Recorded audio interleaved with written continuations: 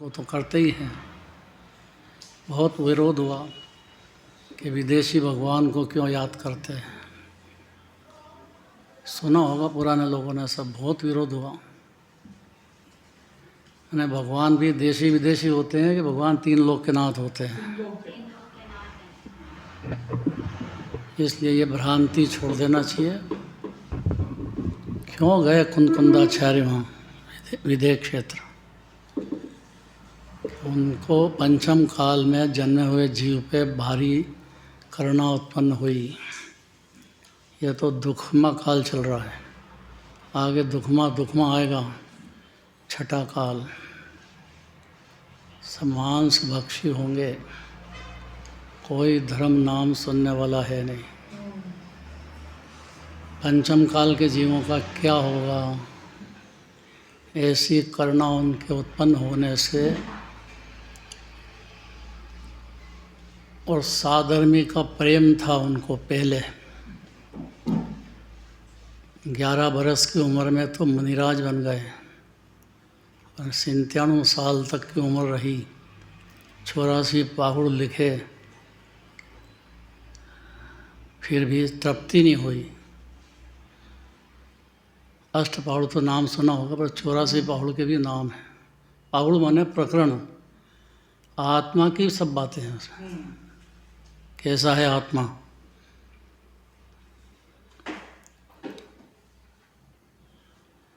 आठ दिन रहे वहाँ। यहाँ के जो जन्मे हुए हैं वो वहाँ आहार नहीं ले सकते हैं, तो 8 दिन तक आहार नहीं लिया।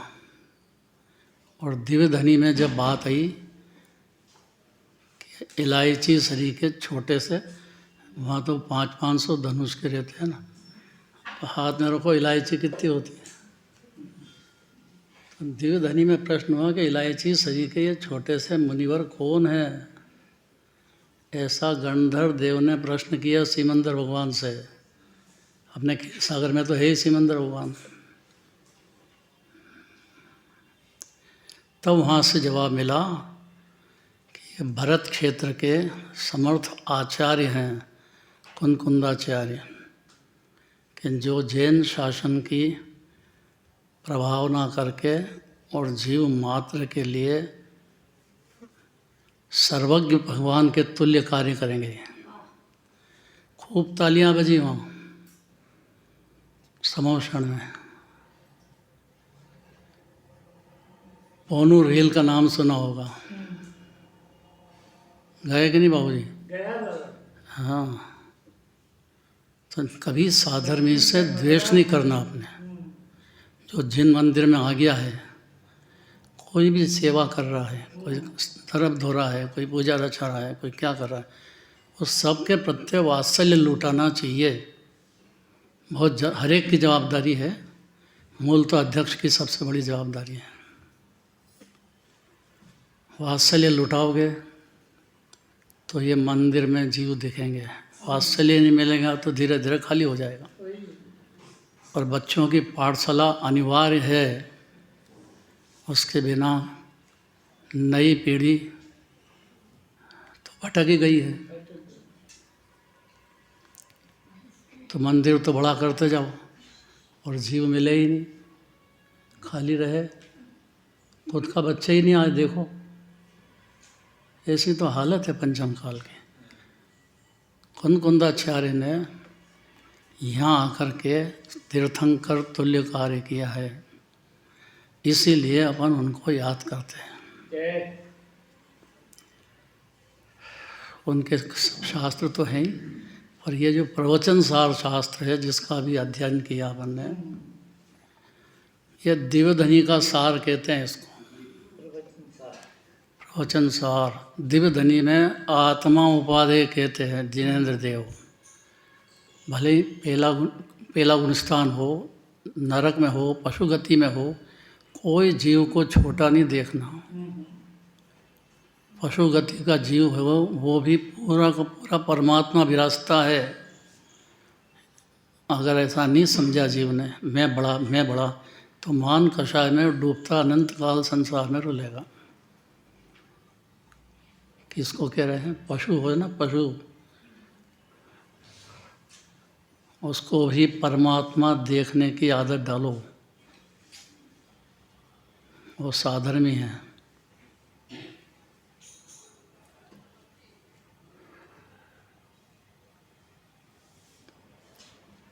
हमने जब ये प्रवचन सारजी शास्त्र पढ़ा और गुरुदेव से इसका रहस्य सुना सब, तब जाके ज्ञान नेत्र खोलने की तैयारी।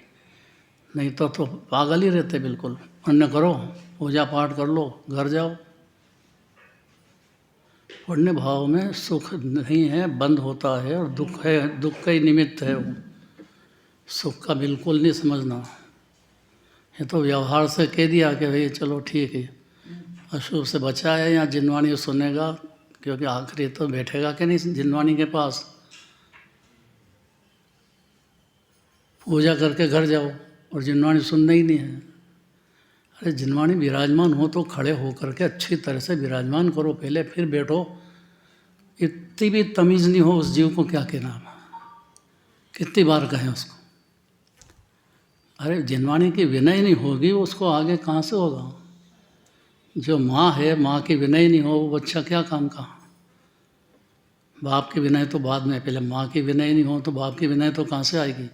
और दोनों की विनय है नहीं है तो वो घर में रहने लायक नहीं है। फिर खाली फोकट मजदूरी देख लिया उनने अपने को कि मजदूरी कराए जाओ इनसे, बस चौकीदार समझ लिया है।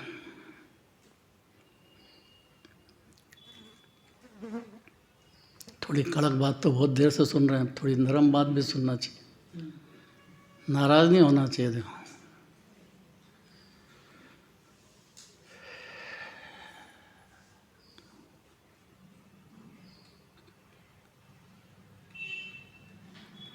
चार लाइन है, पांचवी और छठी, इसी में सारी बात चलेगी। अभी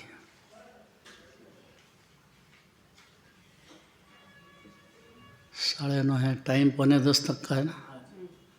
15 मिनट वेट चलेगा। देखो जल्दी नहीं करना। 9:50 तक चलेगा। अरे इतना तो नहीं, 9:20 से चालू हुआ, 9:50 इससे नहीं चलता है। टाइम पे रेल भी आजकल भले जल्दी आ जाए लेकिन टाइम पे छूट जाती है, क्योंकि सबको अंदर बहुत काम है। अरे बाबूजी, महिलाएं आधा भोजन तो बना के आती हैं।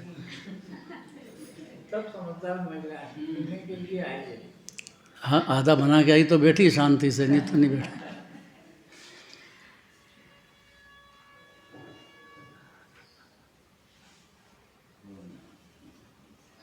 चार लाइन पढ़ो जरा जोरदार।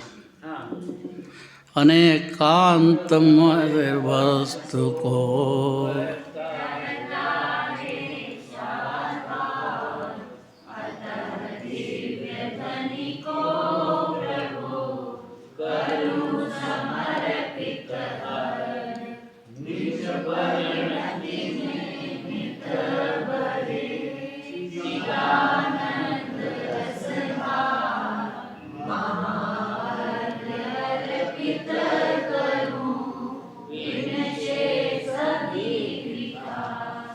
इतना समझ जाए ना जीव, शादवाद है।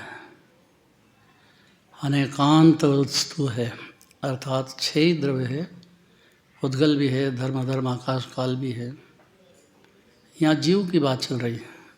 जगत के हर जीव द्रव्य पर्याय की मर्यादा में है। अब इसी का विस्तार करेंगे।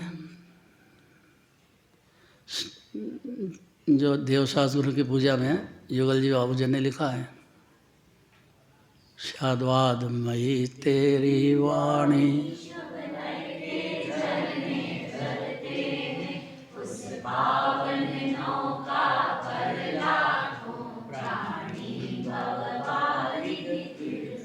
जहाँ एकांत हो वहाँ बैठना नहीं, घोर संसार रोएगा वहाँ।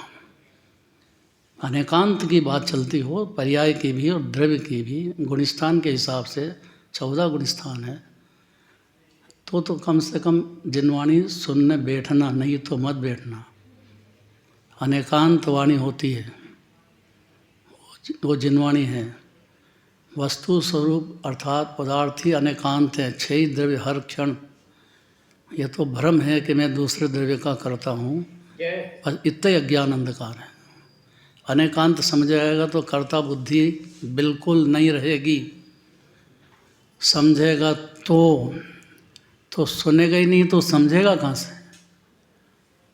इसलिए शास्त्र स्वाध्याय बहुत ज़रूरी है। पूजन पाठ से भी ज़्यादा स्वाध्याय में बैठना ही चाहिए जीव को, और हर मंदिर में चलता ही है। भले निश्चय व्यवहार का कितने लड़ाई झगड़ा करो, लेकिन स्वाध्याय में तो बैठेंगे। पूजा करके बैठना या पहले पूजा न करके बैठना? पूजा करके बैठेगा तो थोड़ा गंभीरता आएगी, बस इतनी बात है। विकल्प तो रहेगा बाबू जी, विकल्प तो कहाँ अभी जल्दी जाता है। गंभीरता आएगी उसको कि जिनकी पूजा की है उनकी वाणी अपन सुन रहे हैं, तो बेमन से और भागम भाव करके अभिनय से वो तो बिल्कुल ही लायक नहीं रहेगा जी। अनेकांत होता क्या है? तो डॉक्टर हुक्मचंद जी भारिल ने बच्चे का नाम क्या रखा? परमात्मा प्रकाश। उसने अपने बच्चे का क्या नाम रखा? अनेकांत। वो बचपन से क्लास लेता है, अपनी तो रिश्तेदारी है, तो वहाँ बम्बई जाते तो उसके यहाँ ठहरते, तो बच्चा वो क्लास लेता, अभी भी है, अब तो ब्याह हो गया उसका।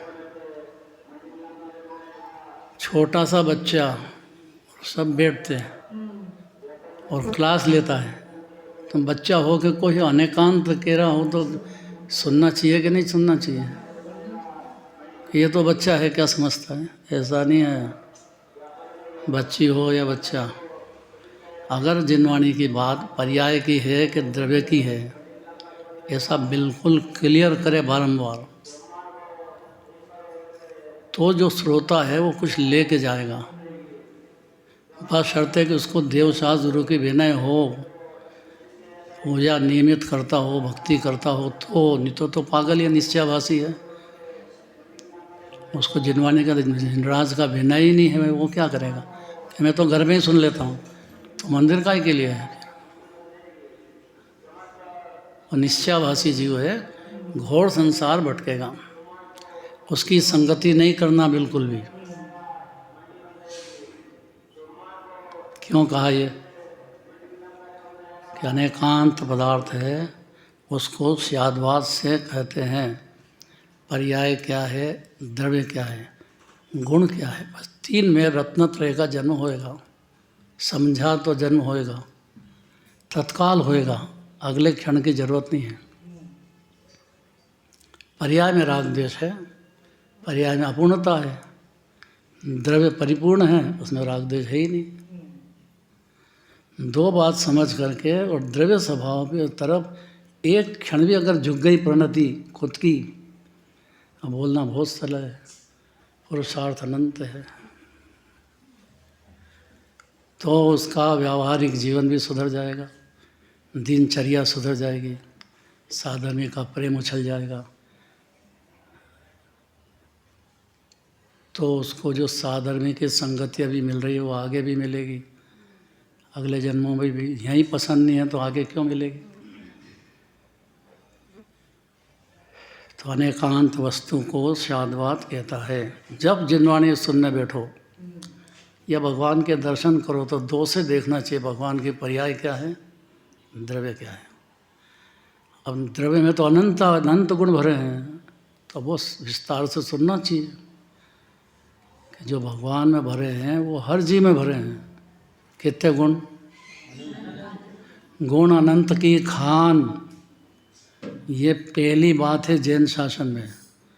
ध्यान धरे सो पाइए परम सिद्ध भगवान, अपने में सिद्ध भगवान के दर्शन करेगा जीव। वहाँ नहीं जाना पड़ेगा, यही करेगा सिद्ध भगवान के दर्शन, क्योंकि अनंत सिद्धों की खान है जीव अभी वर्तमान में। कोई बड़ा चढ़ा के नहीं कह रहे हैं इसमें। तो दूसरे जीव को भी खान देखेगा ये, मैं बड़ा हूँ और मैं ही समझदार हूँ, ये बात तो बहुत गलत है। कोई भी जीव हो, स्त्री हो, पुरुष हो, बच्चा हो, गुण अनंत की खान है वो। आप विनय से बात करो उससे। छोटा बच्चा है तो प्रेम से बात करो,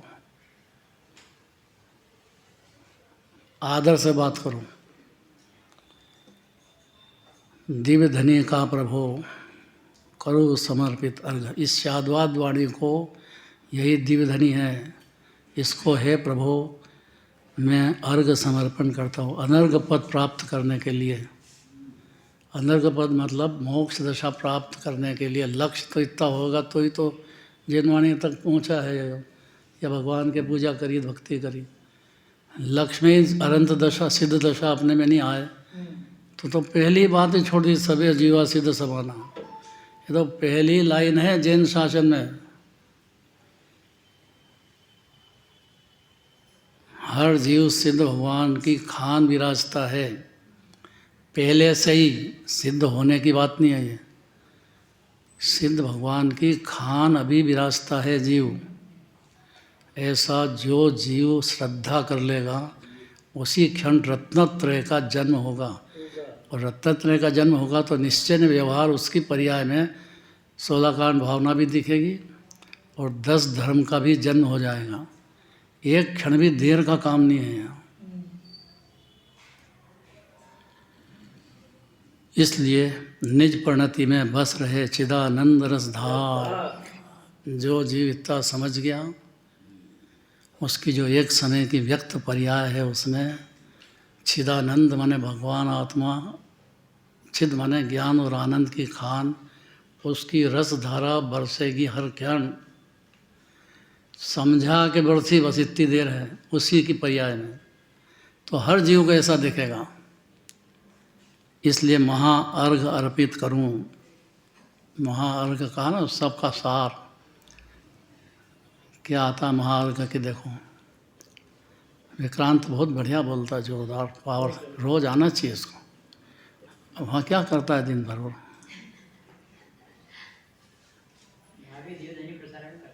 हैं?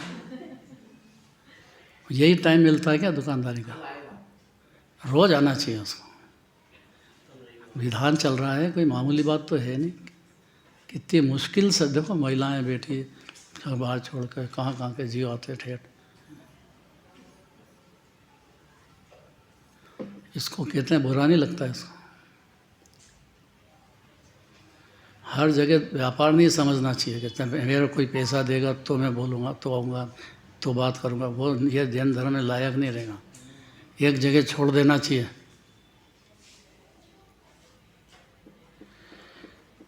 निज परिणति में नित बस बहे। कब? बस अपने को जिनेंद्र भगवान जैसा, सिद्ध भगवान जैसा मंजूर करते से ही, श्रद्धा होते से ही, चिदानंद रस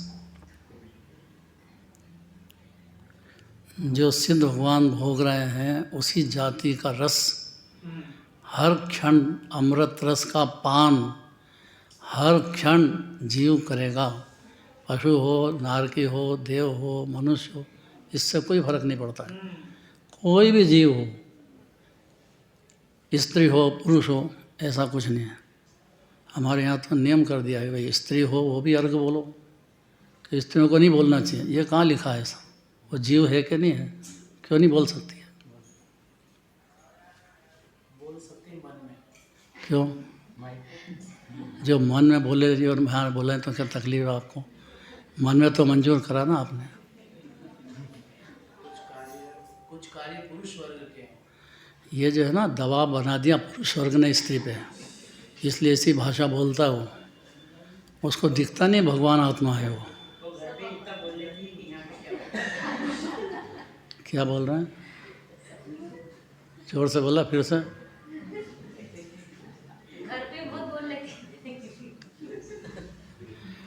घर पे बेचारी बोल देती है तो उसके दर्द बताती है आपको, कितनी बीमार हो जाती है काम कर कर के। मालूम नहीं, पता लगेगा। बस दवा खाने जाओ, डॉक्टर को दिखाओ, आपको दिखाना बंद हो जाएगा अगर प्रेम से बोलोगे तो। कि कहाँ जाए डॉक्टर के पास? उसको प्यार से उसके प्यार की तारीफ़ करो, यहाँ अच्छी तरह से प्रेम से बोलो, कोई ज़रूरत ही नहीं रहेगी बीमारी की। उसको टेंशन तो पहले ही बेचारी को काम करने का, उसके बाद और डांट दो उसको। नहीं, बातें नहीं है ये, व्यवहार बदलना चाहिए जीव को। क्या बदले साहब, पहले हम सासू थे तो खूब बहू की सेवा करिए, अब हम बहू हो गए तो अब सासू की सेवा करो। हम तो ऐसा के वैसे ही रह गए। ऐसा नहीं होएगा। अगर आप प्रेम दोगे उसको भी और उसके भी दिल को समझोगे और उसको भी भगवान आत्मा समझोगे तो आपका घर स्वर्ग से भी ज़्यादा अच्छा हो गया। वो मामूली बात नहीं है। वो देखे तो देखो, प्रयोग तो करो। बात है मंदिर की, मंदिर में रखने के लिए थोड़ी है ये। इसलिए अनेकांत जैसे ही समझा जीव ने तो उसकी निज परिणति होती है उसी क्षण, देर नहीं है। समझते से ही भाव भाषण होने की बात है। नित बहेगा, हर क्षण बहेगा आनंद, चिदानंद रस की धार। इसलिए महाअर्घ अर्पित करूं, इसीलिए अर्घ चढ़ाते हैं। इनसे सभी विकार, क्या फ़ायदा है कि जितने भी परिणति में विकल्प चलते हैं पाप के या पुण्य के, बहुत जल्दी सब खत्म हो जाएंगे। थोड़ा सा गुणस्थान की परिपाटी से हर जीव की स्वतंत्रता है।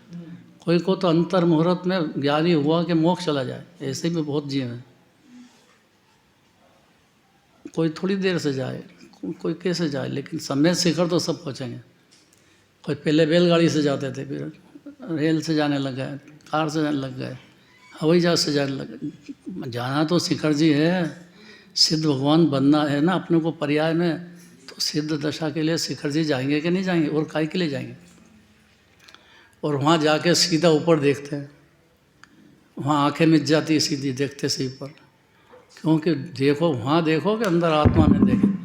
जैसे वो हैं, जैसा ये सिद्ध भगवान विराजमान है जीव खान, भाई इतना समझ गया वो जीव पार हो गया, भव सागर से पार हो गया। प्रसन्नचित्त हो जाओ। चलो महावीर भगवान की जय। जय बोलने में कितने प्रसन्नचित्त होते हैं।